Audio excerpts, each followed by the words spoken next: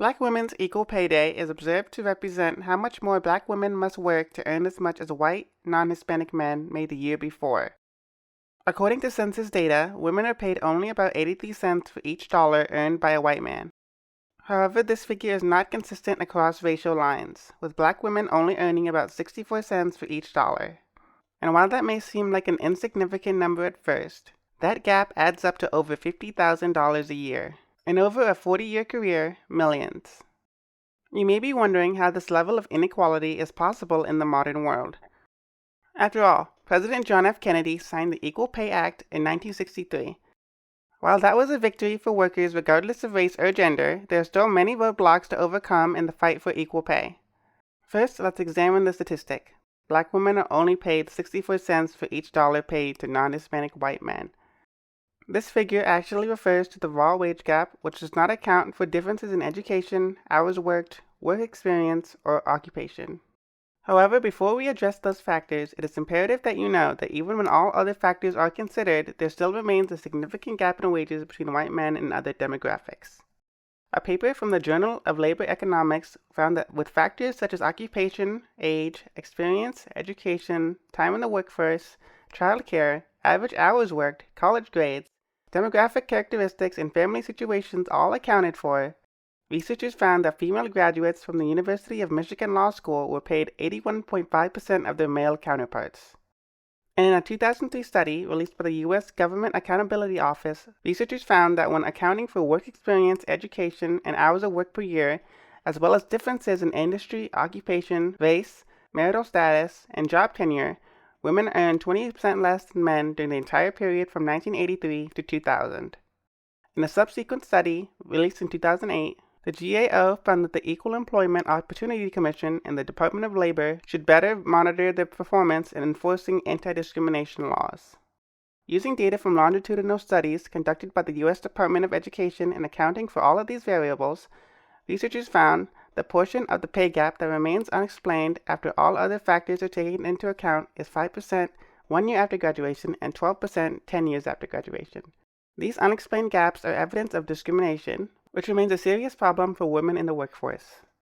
Now that we've established that even when variables are accounted for, the wage gap still exists, let's examine why the variables exist in the first place. As things stand, most high-paying industries like tech are dominated by men. One reason why women may be wary of entering male-populated fields is because of the possible harassment. According to the Equal Employment Opportunity Commission, there are approximately 27,000 charges alleging harassment from employees between 2018 and 2021. And of the 19,045 sexual harassment charges filed concurrently with a race charge, 71.2% designated Black/African American as the relevant race. The EEOC then goes on to report that when employees were asked whether they have experienced one or more specific sexually based behaviors such as unwanted sexual attention or sexual coercion, the rate of reported harassment rose to approximately 60% of women. Just this year, video game company Riot Games lost the largest sex discrimination and sexual harassment lawsuit in California's history, agreeing to pay $100 million to female employees. The lawsuit cited unaddressed examples such as requiring female workers to temporarily fulfill roles above their title and pay grade, and then ultimately hiring a man to fill the role, keeping a list of Riot Games' hottest women employees, frequent sexual jokes, and showing female workers photos of male genitalia. Another factor affecting women is discrimination in hiring practices. In the May 1999 issue of the American Economic Review, researchers investigated faculty promotion in the economics profession and found that female economists were still significantly less likely to be promoted from assistant to associate and from associate to full professor, even when these factors were accounted for. And in 2006, the United States National Academy of Sciences found that women in STEM positions at universities are hindered by bias and outmoded institutional structures. It's important to note that these patterns were probably not conscious decisions to harm women. Rather, they were unconscious but pervasive biases, arbitrary and subjective evaluation processes, and work environments in which anyone lacking the work and family support traditionally provided by a wife is at a serious disadvantage. Now let's drill into that last quote. It's not a secret that there's a cultural idea that women are responsible for the house and taking care of children.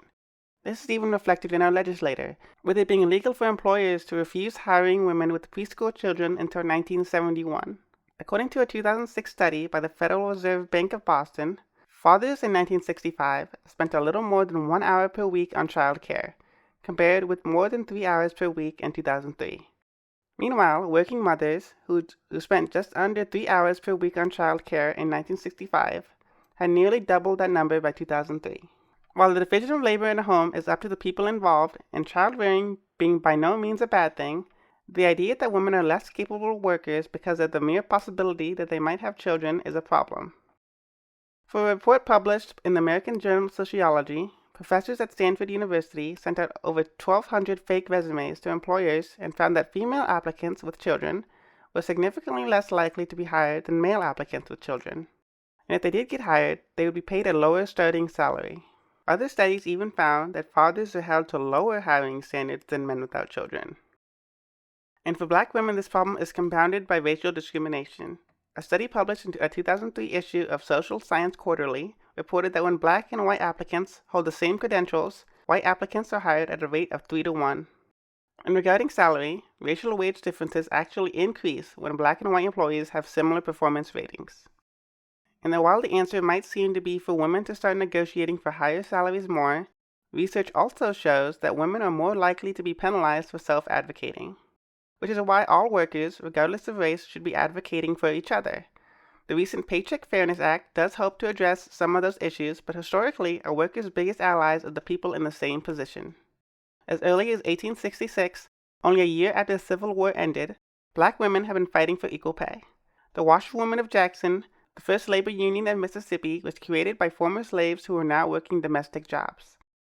And in 1881, 98% of black women in Atlanta were working domestic jobs, and they organized the Atlanta Washerwomen's Strike and demanded fixed wages. Up north, Lucy Parsons fought for workers' rights in Chicago by being a key member in groups like the International Ladies Garment Workers Union and Chicago's Working Women's Union. Chicago police called her more dangerous than 1,000 riders for her powerful oratory skills and dedication to the cause. She was also the only woman to speak at the founding convention for the industrial workers of the world. At the time, it was common for laborers to work from 10 to 16 hours a day in terribly unsafe conditions and for little pay. So on May 1st, 1886, Parsons was a key organizer in the first May Day parade. Lucy, her husband, her 2 children, and 80,000 working people marched down the streets of Chicago carrying banners and demanding an 8-hour workday with no reduction in pay. This date is memorialized worldwide as International Workers' Day and perhaps uncoincidentally as Law Day in the United States. Rosina Tucker was a pivotal figure in the creation of the International Ladies Auxiliary Order and the Brotherhood of Sleeping Car Porters. Up until the 1960s, sleeping car porters, which were railway attendants, were exclusively black, and the Pullman Company had a monopoly on sleeping cars. The Pullman Company closely monitored its employees and punished anyone who was caught supporting the union. However, they were primarily concerned with their male employees, allowing the female workers like Rosina Tucker to share literature about the union and organize meetings. Later, Tucker became an important member of the March on Washington movement, which prompted President Roosevelt to declare Executive Order 8802, stating that there should be no discrimination in the employment of workers in defense industries or government because of race, creed, color, or national origin. And of course, Martin Luther King Jr. would later take influence for his own March on Washington in 1963. Maida Kemp was the first black woman to represent U.S. labor overseas when the American Federation of Labor sent to observe wartime conditions in Great Britain. After getting her start in the aforementioned International Ladies Garment Workers Union, she became interested in union organizing after hearing a speech by the leader of the Brotherhood of Sleeping Car Porters. Later, she helped fund the first women's labor movement in Turkey before helping to establish relationships between leaders in the emerging African and U.S. labor movements. She was an advisor for newly formed unions in Kenya, Nigeria, Tanzania, Uganda, Ghana, and other African states. Hattie Canty led one of the longest strikes in U.S. history, which lasted 6 years, 4 months, and 10 days. At age 41, with her husband ill with lung cancer and 8 children to raise at home, Hattie began working as a maid in Las Vegas hotels. She joined the Las Vegas Culinary Workers Union and was eventually elected president in 1990. In 1991, 550 hospitality workers walked off their jobs to protest unfair wages and treatment. For 6 years, the union maintained a strike line 7 days a week, 24 hours a day. The strike only ended when the hotel was bought out, and the new owners promised to return the workers' jobs with back pay and to honor the union contract. When interviewed about the strike by the New York Times in 1996, Hattie Canty had this to say: "It has not been a picnic for me, but I don't think I'd like to go on a picnic every day. I have enjoyed the struggle. I'm not the only Hattie. There's lots of Hatties out there."